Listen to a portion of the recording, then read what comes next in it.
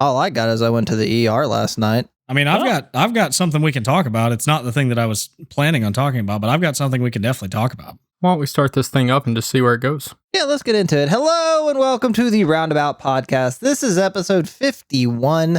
My name is Austin Suddeth. With me today, I have Michael Levine, Hunter Brittle, Tyler McClellan. Go for it, Brittle. Have you guys seen? All right, so the World Cup is happening, right? It's in town. Quotations in town, Right? Allegedly. because it's all over the place. What do you mean allegedly? No, it's happening. Yeah, no, it's factual. It is happening. Yeah. What timeline you living in, Michael? Where it's might possibly not be? Is the World Cup fake? All I know is it looks like almost nobody's going. So The Yeah. World Cup is a farce. Well, when your minimum ticket is like $350, who do you think's going to go?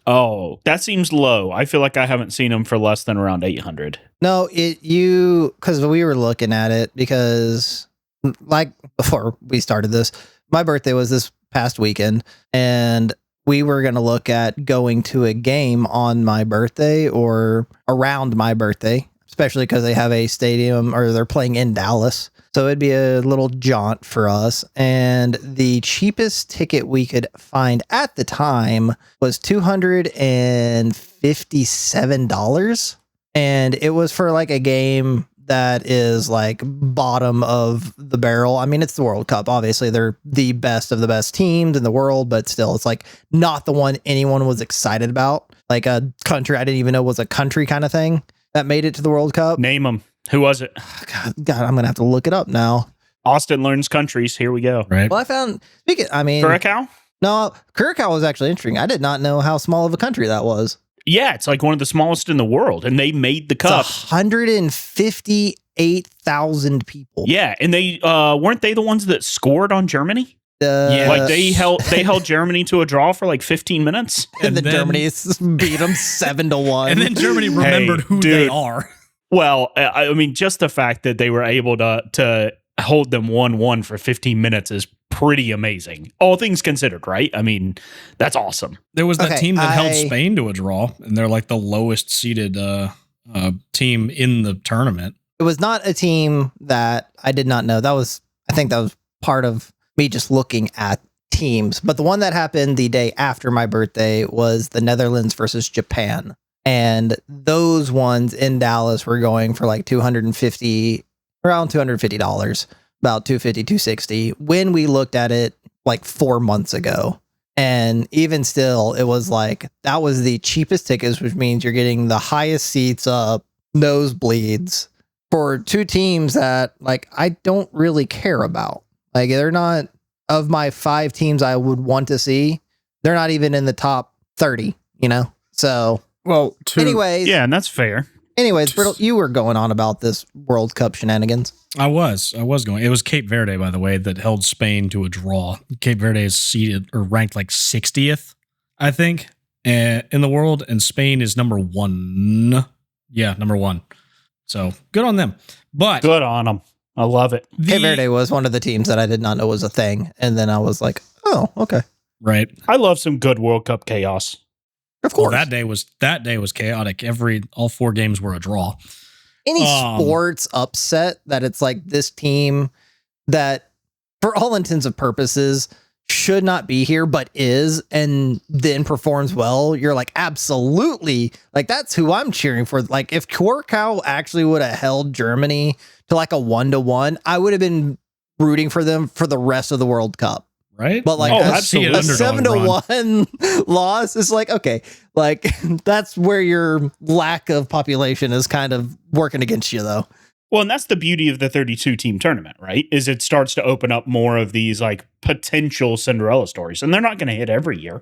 No, But man, you might get one here or there that just kind of galvanizes a nation, right, for sure. And I mean, even still, they scored on Germany, which has been historically a good team, and to do that at the population you are and the, I guess, lack of notoriety you have as a country is still a big feat in and of itself. I mean, it's a starting point that many countries that are millions of people don't even reach. So for good sure. for them for Hell getting yeah. one.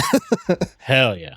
But so we get to host, or with us, we being the United States, is part of like one of You just say three. North America. We're hosting this thing. Yeah, right, North America. So we're getting all this influx of tourists that are coming in to watch this, to come watch their team. Have you guys seen, I don't know how active on Twitter or X you guys are, this guy by the name who goes by Freddie on X. Yeah, he's been great. It's so fun. Posting everything, and it's absolutely blown up, and I love it, of just how like into America the guy is. Also the fact that he's like going through, like I've been tracking his journey. He's been going like down through the South and everything, because I guess all the teams that he's watching is like in the South, and so like he got to experience Auburn University as a as a foreigner, and I think that's just hilarious. Is he Japanese? He's No, German. he's German. Okay. I saw one about a Japanese dude going through America and his experience with a Mexican restaurant and how they had I saw that one bottomless too. chips and how he was just I thought that floored was by AI, it. to be honest with you. I don't know. Because that It's still account a doesn't funny follow story one way or anybody. another. Yeah. Yeah. I thought about bringing that one up too, but that account doesn't follow anybody, so that makes me think it's just some guy posting And it valid. could be. But AI or something. either way, yeah. I mean, did you see that this Freddie guy, when they were going through Houston, got like hotel room and swag from one of the Watt brothers? Yeah, from JJ Watt. Put him up in a 6-digit hotel room. Yeah. That's pretty sick. Wow. And then, like, did you see the video of them going in the room? Like all the stuff that was in there. Oh yeah.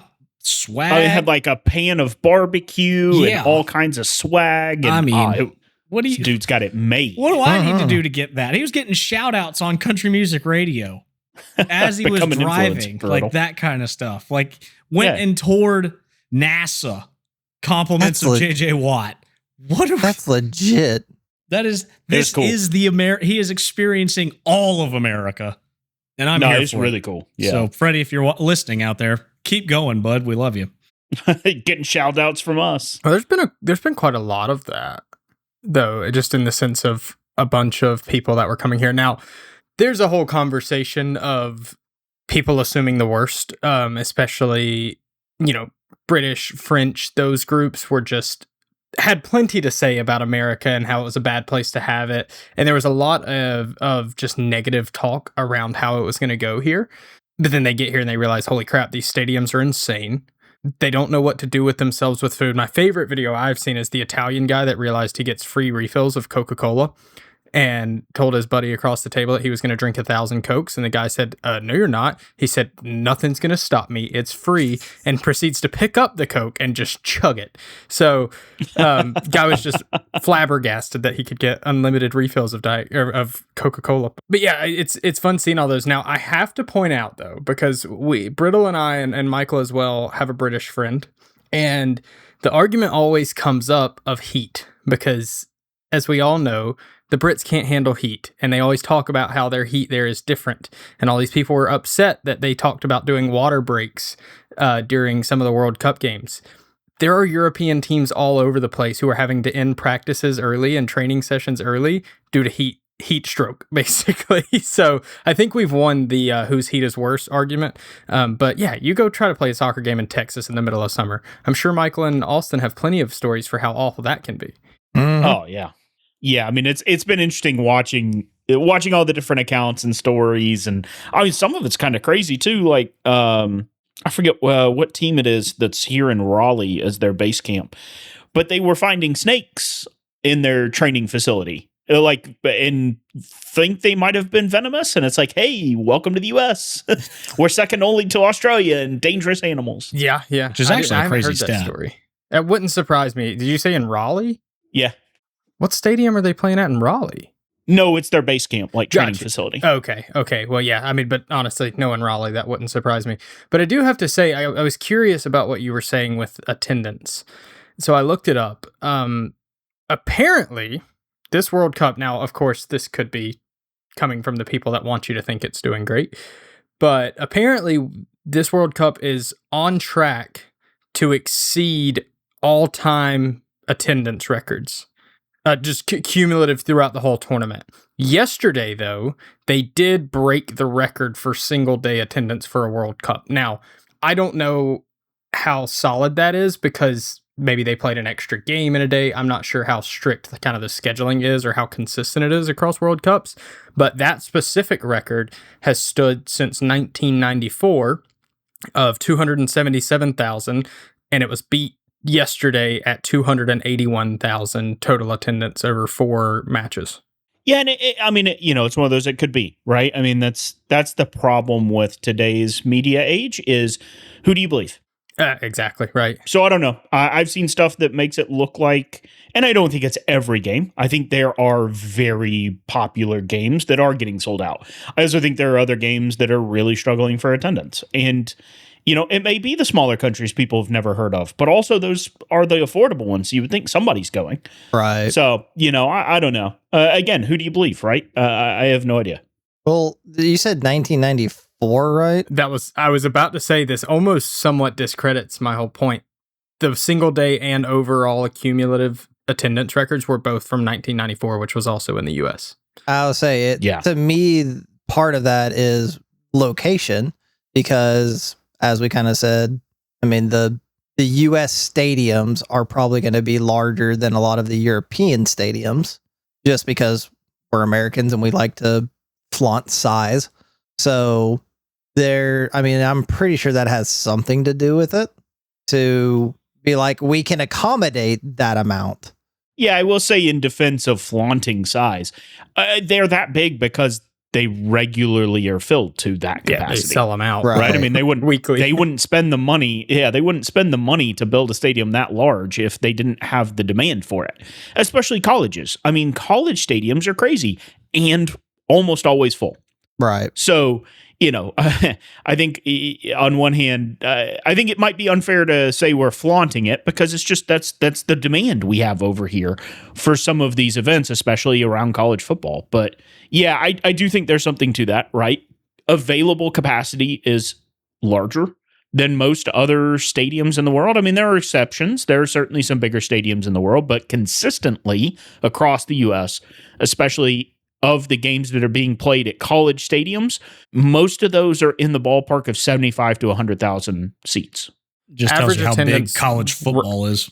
Yeah, average attendance exactly. right now per match is 65,000 compared to 2022 at the same point in the tournament. That was 53,000. Now, easily 10,000 can be made up by stadium capacity, right? Because even when these other countries, especially the ones that have to build for the World Cup and build new stadiums, they usually have one flagship ginormous stadium and then a bunch of others that are a bit smaller. We have these size stadiums all over the country already, right? And multiple of them that will match any. I've seen a lot of argument online of people posting these pictures of these stadiums talking about how awesome they are, and then people in Europe saying, oh, well, it has nothing on Wembley, for example, and how Wembley's so big and Wembley's this massive, nice stadium. Don't get me wrong. It is a beautiful stadium. It's awesome. Or, just in general, whole facility is awesome. But Wembley would be the 11th largest stadium in the U.S. by capacity. It wouldn't even be in the top 10. So just in terms of scale, I don't think there's anybody that matches it. According to Wikipedia, it's 17th in the world. Yeah. I've got it up right now. There are of the top, there's 11 stadiums in the world that can seat 100,000 or more. Math is hard. That's Where's it going with this? I can't do basic math. It's terrible. I'm so dumb now. What's 11 minus 4? Is it 7? 7. 7. Oh my god! I thought he was sitting here trying to subtract 20,000. Dude, no, I was really curious where he was going with it. So bad. I can't. I hate it. Anyway, I thought maybe Discord had dropped. No, I just can't do math. 7 of the top 11 stadiums in the world are college football stadiums in America. Yeah. That's stupid. Which honestly, I would have thought that they would be like the biggest ones would be in the South. No, the biggest ones are Michigan, Penn State, and Ohio State. Yeah. They're up north. I didn't expect that. What is the largest stadium in the world by capacity? In Japan? It's India. I cannot pronounce this India. at all. Gotcha.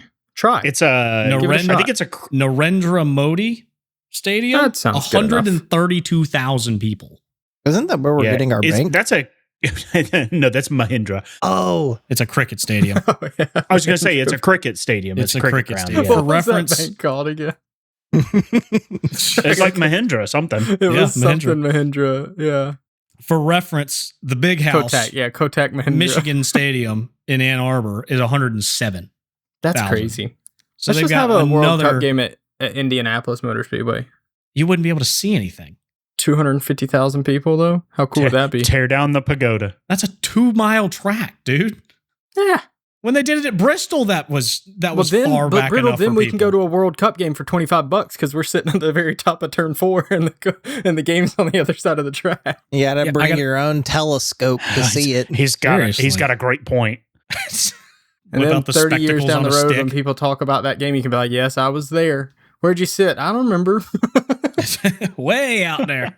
I think it's pretty I good. couldn't though. tell I mean, you, honestly. I was real Yeah. close. Real close. Could see the sweat beads. What's that big telescope that NASA has? What do they call it? The Hubble? Hubble, Yeah. or there's a new one. I think, isn't there? I now? think there is. Did a they new one. replace the Hubble? Well, You need there's one the of James those. Webb telescope. Ah, yeah, that one. But I gotta say, I know we only have one match to go off of so far, but I really like the way the U.S. team looks. I don't know how many of you know this, but obviously we beat Paraguay 4-1, and that might not seem like a lot, but in the World Cup qualifiers, now keep in mind, they're South America, so they're playing the likes of Brazil and Portugal and all these other teams. Those in their qualifiers, they only conceded 10 goals in, I think it was like 18 matches. They held Brazil to 1 goal. They held Portugal to 1 goal. They held some other big name countries to like single digit goals. And then the US comes in and beats them 4-1. And they're like notoriously a defensive team. Now, make no mistake, I am not up to date on my modern day soccer tactics, but from what I saw watching the game, they're a team Paraguay is a team that's built to sit back and counterattack, and we just absolutely smothered them. So it was good to see. I'm excited. I'm hoping the U.S. can pull something out of our asses while we're at home. It was interesting. Did you see the quote from the coach after the game about U.S. soccer? Did you see that, Tyler? No, I have not seen any quote. Was it Yeah, anything so along the lines of "I can't believe we've done this"? No, it was. I mean, A it was miracle on grass. Oh, fuck. I mean, not really, but sort of. I mean, it was very much a like scathing review of the state of U.S. soccer. In essence, saying that basically, like in the U.S., soccer teams like you're rewarded for failure, right? Because what happens when you lose over and over again?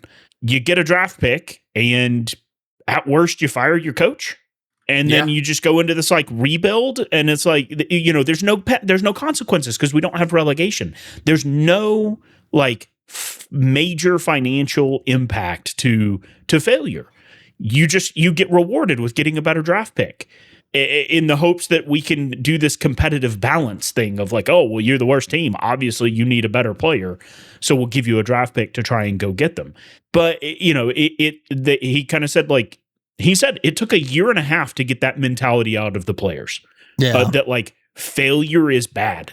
We don't fail, And he said that's what you're starting to see is this mentality change is finally taking effect, and the players are playing differently. I thought that was I know we've talked about it. I think all of us have talked about that at some point or another off the podcast about the state of U.S. soccer and the lack of promotion and relegation. But I thought it was very interesting to hear that from the coach and how that affected the mentality of the players.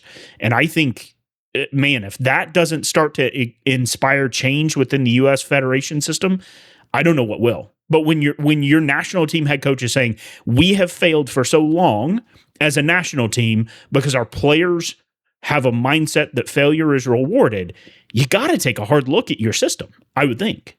Yeah, I mean, it's 100% right. And I mean, and the Cleveland Browns better be thankful relegation's not a thing in the NFL, or they would be Oh playing my my local gosh. high school football team. Real. But I mean, so I have to say though, I was looking up, trying to find like some of these remarks, and I did finally find them. But it took me scrolling past about 6 things that said Pochettino says we're American, we don't take shit before the game. Apparently, that was his hype up message to the team before the game. I'm sure it was a much more long-winded enough. than that, but that was the part that got out to the media. We're American, we don't take shit. So what a guy. No, I like it better. I like it better if that was the entirety of the speech. Right? Yeah, Walks that's in the true. locker That's room, it. drops that bombshell, walks out of the locker room, and the players go, "Huh? You know what? He's kind of right." Yeah. Now he, I didn't realize Never his thought resume about it was that way. His was so strong. I mean, it makes sense, right?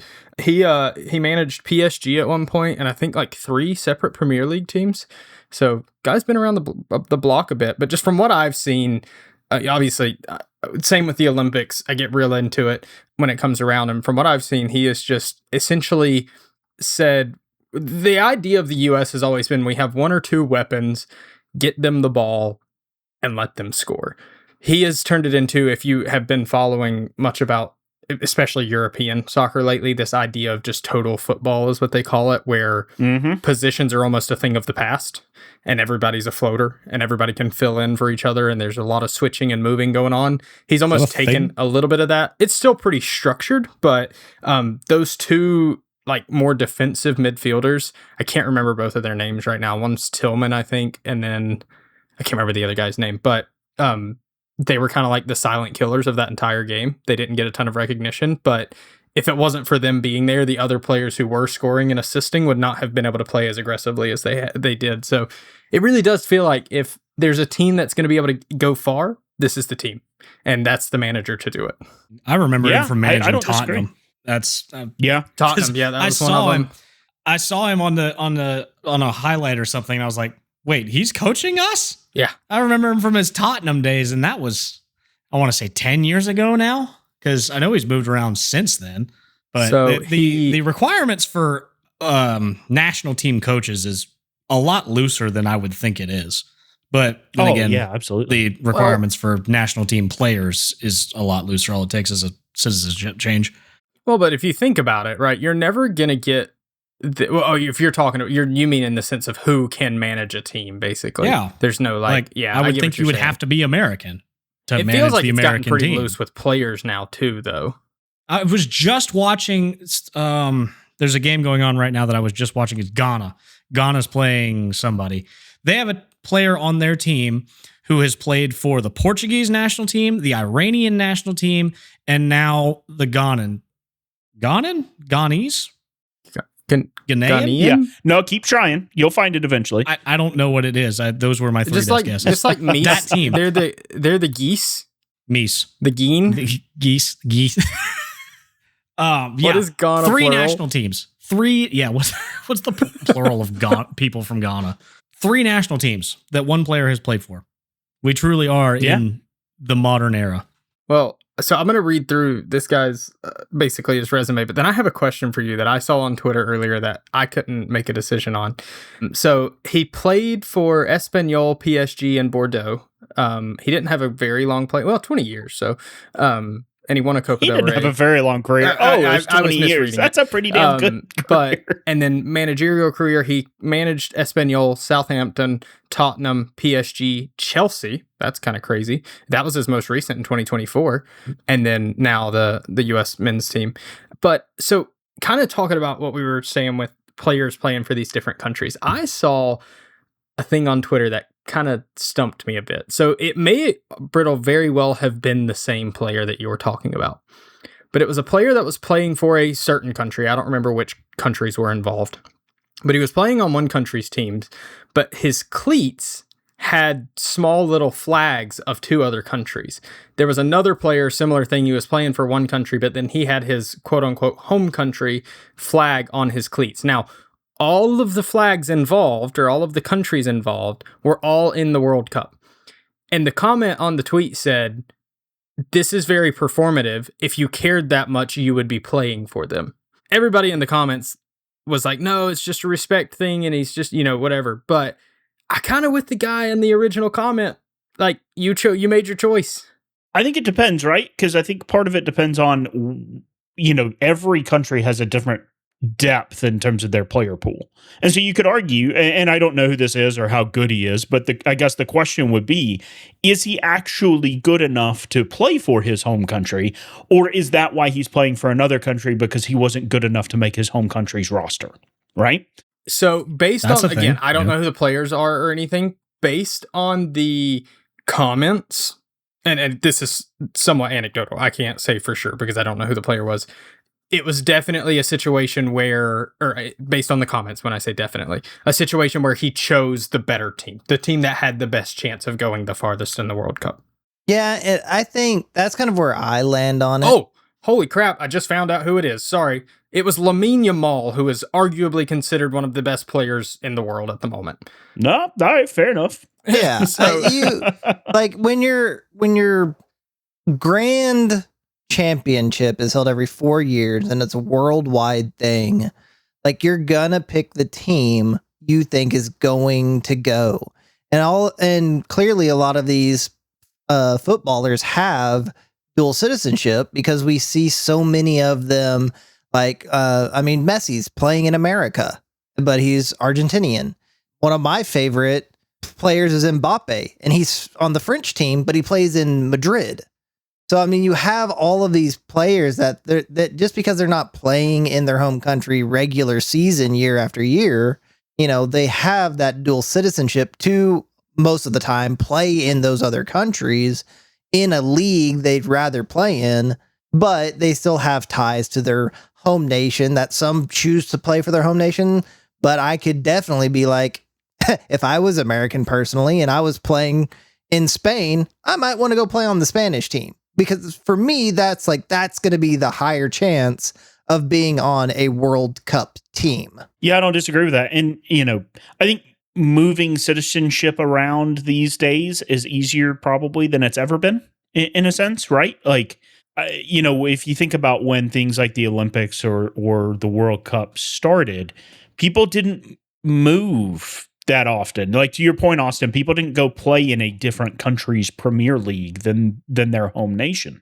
And now travel and moving and living abroad has become so prevalent that I do think you have to almost look at this more like it's a citizen's thing and not a birthright thing, right? Like I don't have a problem with this guy playing wherever he wants to play, citizenship wise, because he may feel just as much loyalty to that as the place he was born.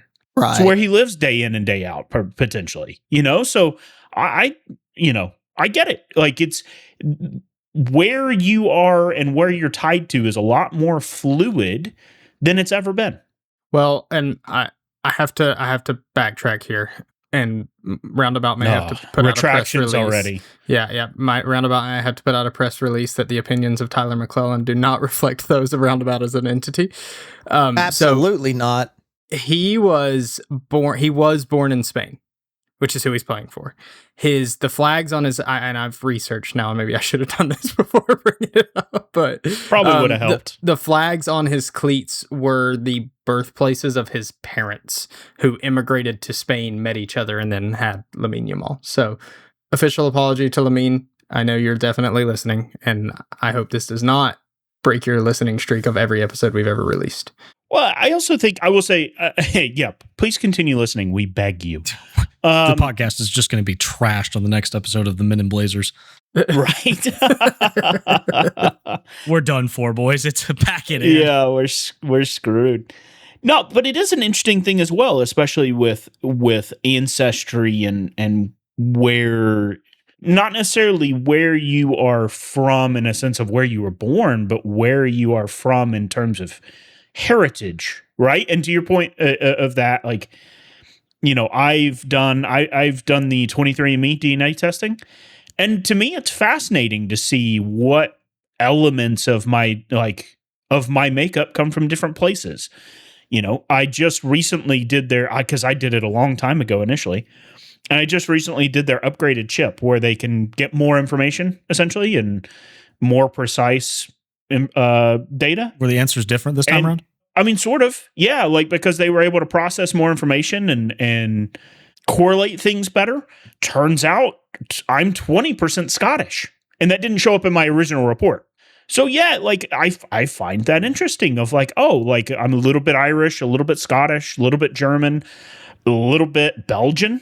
Didn't know that one either. Like in our family, I've known German and Irish, but to find out that, oh, there's also a significant part of me that's Scottish and a significant part, not significant, but a smaller part that is Belgian, as it's kind of like, oh, that, that's kind of cool. Like, so I can see, especially when you know it, right? You know where your parents are from. They're from a different country. I could absolutely see, honoring that heritage, even if that's not where I was born. I get it. Honor that heritage. I think there's a lot of people online who like to just mouth off because they can and would never say those things to the person's face because, that's when you get punched in the teeth. But not enough people have been punched in the face. Amen. We should get back to punching people. Yeah. But Brittle, if one or two more roundabout crew members find out they're Scottish, we're going to be outnumbered kilts to pants before it's all said and done. I know, right? I will say I'm still significantly more other things, but I did find out I was Scottish. Joke's on Partially you. Scottish. I got no Scottish in me at all. I just wear it for fun. Yeah, that's a good point. Austin's not Scottish. He just does it. Yeah. Austin, Michael's culture is not your costume. Says who? So true. What My authority last do name is you very- have? My last name is very clearly Scottish driven. We lost the A at some point. It's not McClellan. Well, hey, speaking of DNA, Austin, you were telling us you were in the hospital last night. Yeah. For fun. So what happened? Yeah. It just goes every now and again, see what it can Were do. you were playing Monopoly and just visiting? Yeah. We got to make sure ER doctors are getting their paycheck. He goes into the those the incubation rooms and swaps all the babies around. Got to make sure their x-ray machines are working. It's, if they don't practice on someone, how do they know? No, I randomly last night was reading Gray his bedtime story, putting the kid to bed, and all of a sudden I had a overwhelming numbness in my chest. It felt like there was a hole in my chest suddenly. And it took me back, and then kid's 4, and I'm not going to make a big deal of it because I don't want to freak him out. So I kind of finished reading him the story, kind of breathed through it, kind of got him tucked in, sat there for a minute, left the room, go to in the hall, look at my wife in the bed, and I go, I think I just had a mild heart attack. And she goes, are you serious? I was like, well, I don't know what else would cause what I'm experiencing. We did a heartbeat monitor, and I had 150 beats per minute going. Yeah. So that's great. And I was like, I don't want to go to the ER. I'm broke. I don't have money to go. They're going to run an insane amount of tests. I'm going to get 4 bills from them. It's going to be $1,000 that I don't have. I don't want to go. And she's like, you're going. And I'm like, I don't want to. And obviously, I ended up going because it started, the numbness faded, and it was just an insane tightness I was feeling in my chest. So I go, and she's like, I'm calling an ambulance. I was like, nope, can't afford that. I don't have $10,000. So because our healthcare system is phenomenal. So I drove myself. It wasn't too far. I mean, it was a 10-minute drive down the road. Get there, check myself in. It's 9:30ish, and they do an EKG, they do a chest x-ray, they do blood work, and I'm there for about an hour and a half, and the doctor comes in and says, well, according to everything we ran, you're perfectly healthy. And I was like, well, according to the way my chest feels right now, I think you're full of it. And so he's like, well, we're not seeing anything that is indicative of heart attack. So you didn't have a heart attack, or else we would see something. And I was like, that's fine. I just want to know what it was. Because if I was in another position other than where I was, I probably would have come very close to fainting. how bad it just like drained me suddenly. It's like I would still have the tightness in my chest, and we have the 150 beats per minute recorded if you would like to look at it and verify that I'm not making stuff up. And he goes, well, our protocol is if people have a heart, anything cardiovascular, we hold them here for 3 hours after the episode, because if you had a heart attack, you will have, at least some kind of symptom that will resurface in 3 hours. So we're going to hold you here. Well, I said that started at 9, which means they held me till midnight. And then they did another blood test just, because they needed more money and wanted to recheck to make sure that everything was the same levels as when I first came in. Because if there was any variation, either up or down, they could have monitored that.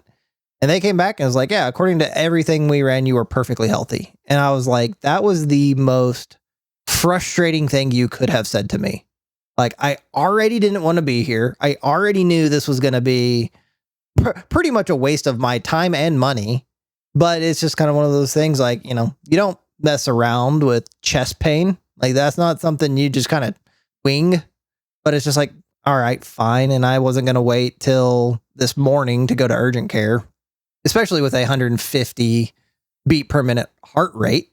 And sure enough, they're like, yeah, we can't find anything. And so they discharged me at 12:30 this morning. So I got home a little before 1, and all day long, I have felt like I have had the least amount of energy I have had in years. Like, started playing soccer, as we've discussed. Started playing that again. I had a game on Sunday, ran, played, got tired, but I was fine. After last night, I went to work and my boss was like, what are you doing here? Go home.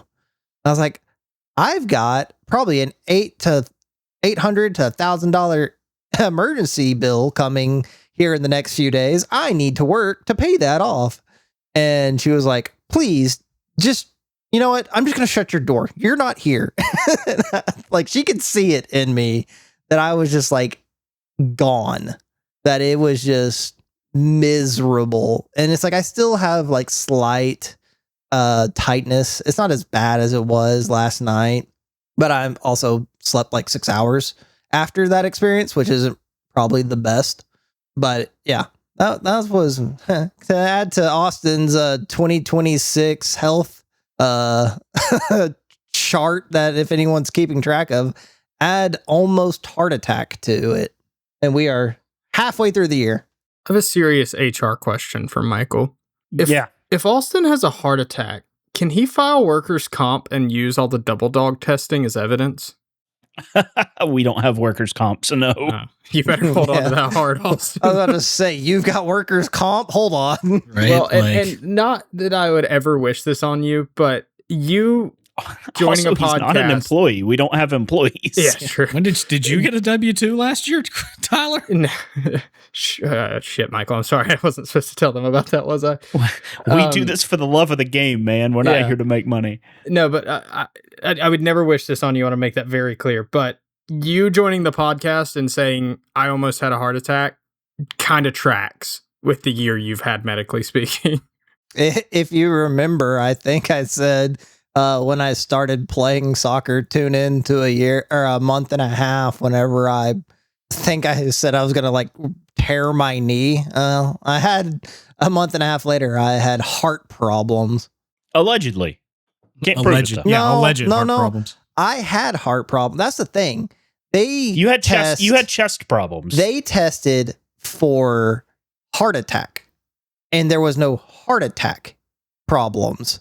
Their recommendation is to go to a cardiovascular doctor and have more tests, because I was like, what happened to me? And the doctor literally said, well, we don't see anything that is classified as emergent. So we're going to just discharge you and you can go home and follow up with your primary care physician and have them refer you to a cardiologist. So they fully expect that it is something to do heart related, but all they cared about was making sure it wasn't a heart attack and discharging me. Thank you, No. hospitals. Yeah. I'm going to say 150 beats per minute tells me it's heart related. It might have something to do with it. Yeah. You don't, Allegedly. you know what? I'm going to be fairly confident and say I have never read a single kid's book to my son that raised my heart rate that high. I don't It think must have been the intense. Hungry Caterpillar has ever gotten me that worked up. That's an intense one, man. That's a roller coaster. You know, I would say, I bet when I sliced my thumb open a year and a half ago, I bet my heart rate hit 150. I mean, yeah. When I cut my finger off the beginning of this year or had the whatever colon thing that I had, it probably went up. Sitting there reading a Pokemon phonics book to my son, not going to hit me at 150. And technically, All I'm it would have saying been is higher maybe than that because it was 10 minutes after the initial problem Sure. that I had Look, it tested. All I'm saying is potentially it was something else that caused your heart rate to spike and there was a different issue in your chest. We don't know because you never got a result, but True. might not be your heart, might be your lungs, might be nerves, might be, who knows? There's a lot of things in your chest, and any one of them going wrong could spike your heart rate. According to my wife and therapist, it's stress induced, and that doesn't help me at all. That makes things worse. That Now I'm almost just stressed stresses about you being out more. stressed. Yeah. That is not Just- not what just I don't needed tell to me. hear today. Like, Is just stress nature's catch-22? I think so. I think stress is the thing that we could just. It's the bucket that everything can just go into. Nature's feedback loop. You get stressed about being stressed about Yeah, being exactly. stressed. Yeah. It's just You have health concerns, so you're stressed, and so therefore stress is going to make it worse. the You health have money concerns just problems. get worse. That's stressful, and now it's taking out on your body. Like stress is according, like to the world of therapy, and they're not. That's the problem. They're not wrong, and that's what I hate about it. well, but Is that like stress is like one of the leading causes of health concerns. Like I had a dog that literally stressed herself to death because she was in a kennel while we were out of town. Like stress can literally kill people that's a crazy and story. things. Yeah, I just you can't. But and you say that it is one of the number one causes for health issues. But at the same time, if you ever go to a doctor about something, that's the last thing you want to hear them say. Like I'm paying you an ungodly amount of money to talk to you, and you're going to tell me something I already knew. Yeah, take it easy. Oh, got it. Thanks. I feel relaxed. Thank you. You know what would help if you didn't charge me for this visit. Yeah. You doing this one pro bono? Yeah, this is stressing me out. I was already frustrated coming here knowing how much I was going to have to pay you. Well, my previous week has not been nearly that exciting, but potentially equally as expensive. Oh, So moving that bad. So, huh? not necessarily the moving itself. Although I don't remember if did I tell y'all the movers damaged our refrigerator and walls? Oh, You yes. did. I did, right? Okay, yeah, because we recorded Monday night. What I didn't tell y'all was that morning, the last time we recorded, we had to jump the Explorer. The battery was dead. Kind of weird. I don't know. Maybe a door was left open and a light was left on. Whatever. Jump it. Works the rest of the day. Fine. No problem. Running back and forth to the other house, get more stuff, do more work, whatever. Tuesday morning, same thing. Have to jump it. Massively inconvenient. Drive to the other house, work for the day. Try to leave. Battery is dead. Great, right? So get a neighbor to jump it. I go straight to AutoZone and say, hey, can you test the battery? Thankfully, they test it for free. It's not like our medical system. Lady comes out, hooks up their little tester and goes, oh, yeah, it's great. Battery's fine. It's probably your alternator. You'll need to see an actual mechanic. So, already starting to sound expensive. I have thoughts about that AutoZone free battery test thing. I think that can yield a lot of false positives because you're driving to AutoZone and your alternator is charging your battery the entire time you are driving to the AutoZone. So it's going to gonna show a look, charge. yeah, the battery's gonna look like it's fine because it's been freshly charged. I had the same thing happen to me, but it was the like their test said it was the battery, or says the battery was good, but it was the battery. Well, yeah, did and her test. Did they check to see if the car was stressed out? Oh, no, they didn't check any stress levels, and I should have. I mean, for stress. Probably. It probably was, because it's the most I'd driven it in a while. Because, normally I work from home, and last week with no internet, I was having to drive to that house every day. And I was taking the Explorer. For that. No, It was not. And we drove it back and forth a lot, taking loads of our crap back and forth between houses. So yeah, AutoZone goes, yeah, it's fine. It had 54% of a charge, and I went, that's not bothering you? And she was like, yeah, it's probably the alternator. I went, okay, whatever. I didn't necessarily believe them either, but she's the one with the tester, not me. And I pretty well figured out at that point they can't help me. Right? Like, this is not a problem AutoZone's going to fix. Even if it is the battery. They don't know it's the battery, so they're not going to be any help. It's the same people who have to ask you if your Honda Civic is 2-wheel or 4-wheel drive. Oh, absolutely. Right? Yeah, it's I thought maybe they were competent enough to run a test, because I've never actually had them test a battery before, but I knew they did it for free, and it was right around the corner from the house. So I was like, screw it. I'll go have them test it and see what happens. Thought they could at least be competent enough to do that, but apparently not, because Thursday, so get it home, Wednesday have to jump it off to do what we need to do. Thursday morning, first thing in the morning, take it to Ford, pull in and go, hey, electrical issue. Maybe a battery, maybe alternator. AutoZone says the battery is fine. I don't necessarily believe them. Check it out. Also, we knew there was an AC problem because the passenger side only blew hot air. Brittle got to experience that when he was in town. Firsthand. Oh my gosh. We went down the interstate with the windows down because he was starting to sweat. Felt like an Englishman in Alabama in July. Which is funny because we had the Englishman in the back seat and he fell asleep. He did fall asleep. I guess he wasn't that uncomfortable. He was knocked out, man. He was. It was funny. So yeah, get a message from them later in the day. We have and Kenda asked him to do just kind of our state inspection, right? General inspection. Get the report back. It is the battery. Go figure. AC was bad. Knew that one. We needed front brake pads because they were down to 2 millimeters. Didn't realize they were that bad. They weren't squealing, which I was very surprised about to be that low. And we had a massive oil leak apparently in the top end of the engine that they needed to diagnose. And there's not been oil on the ground anywhere. Yeah. So I don't know. Going? Right. Exactly. Got a message today that it's a gasket. So they're going to have to basically disassemble the engine because they're going to have to take off the turbocharger, the fuel rails, the whole 9 yards to get this gasket replaced. And we're looking at a $5,000 bill. Hooray! Yeah. That's I mean, you took it to a Ford dealership? Yes, I did take it to a dealer. Now, I will say also, though, it's got 135,000 miles. We knew there were bigger problems. We took it down to a certain race car driver's brand new Ford dealership. We're supporting him in his NASCAR endeavors. And he needs more money. Yeah, exactly. Right. Yeah.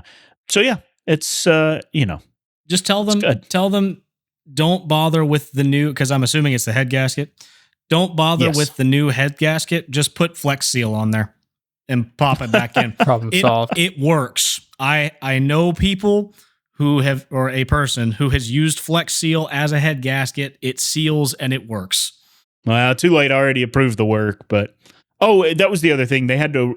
There was a recall, I believe, for the upper and lower ball joints on the suspension. Not sure how I didn't know that was a recall until we took it in, but that seems kind of big. You're going to get a notice in the mail tomorrow.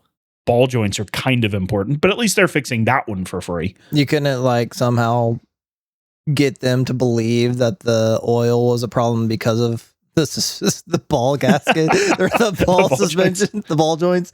Just be like, yeah, it's because that was bad that caused the oil leakage. So The car was jostling so much that the oil was just getting thrown out of the engine. Yeah, it's a secondary cause. So clearly it's covered, right? Right.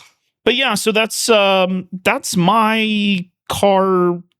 That's my update for the week. Is not only are we having to pay a $5,000 car bill, but we're also having to operate on one car. So like this morning, I had to take Kenda to work, then I had to drop James off at his camp, and then I had to take the baby to the lady that watches him to come back to the house, so that this afternoon I had the car to go meet the handyman at the old house and then pick everybody back up again on the way home. You're like a school bus.